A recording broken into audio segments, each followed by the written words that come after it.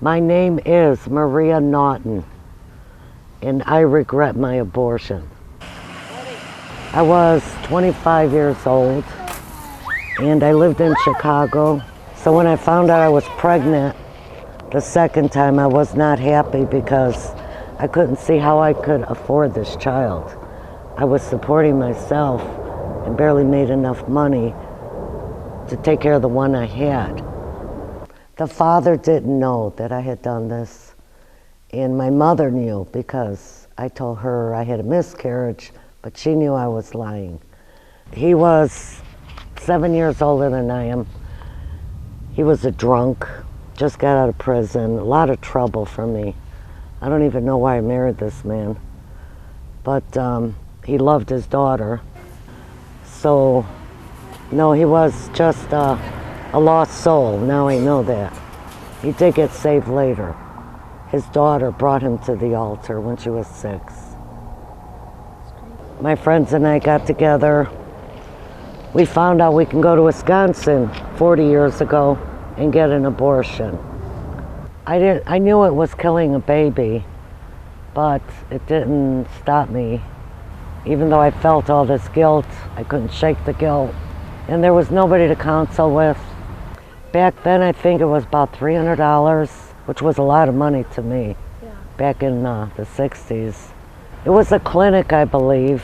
Cold, steel, dark.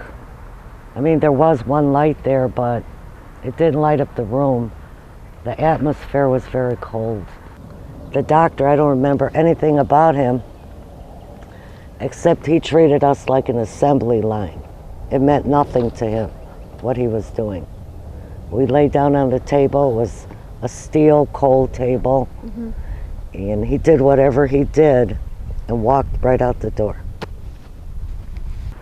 I think it took about an hour, maybe not even that long, because like I said, it was like an assembly line. You're in and you're out. At that time, 40 years ago, there was no centers to help. I had no idea that I can go to a church and ask for help. I was too young.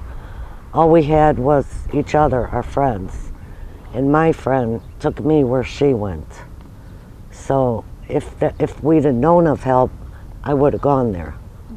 I was totally depressed. I was depressed when I walked in. But after the abortion, it was like he sucked my heart out with that. Everybody would try to cheer me up. You know, we'd go to the bar, have a drink.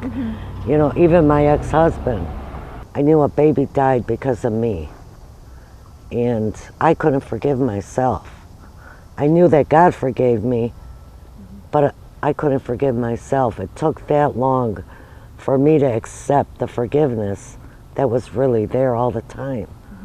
So that prison I was locked in, I could have walked out of any time. The door was wide open, but I couldn't accept it, that God actually could forgive me for killing that baby.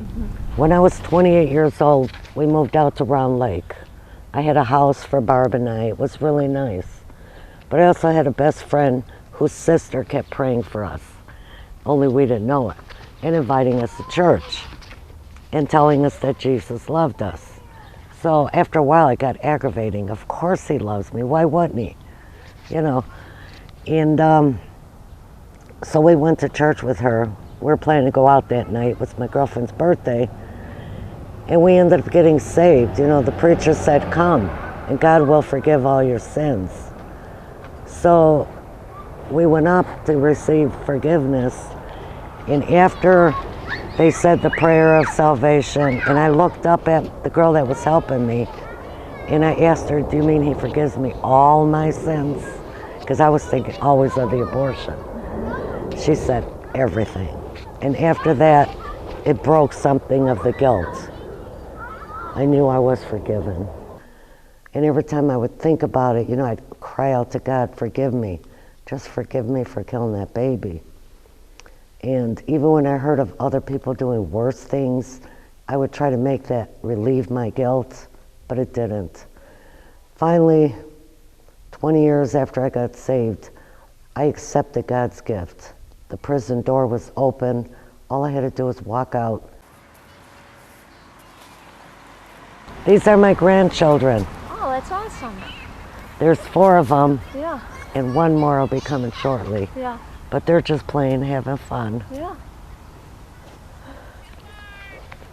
My name is Rose, and me and my grandma are witnesses for life.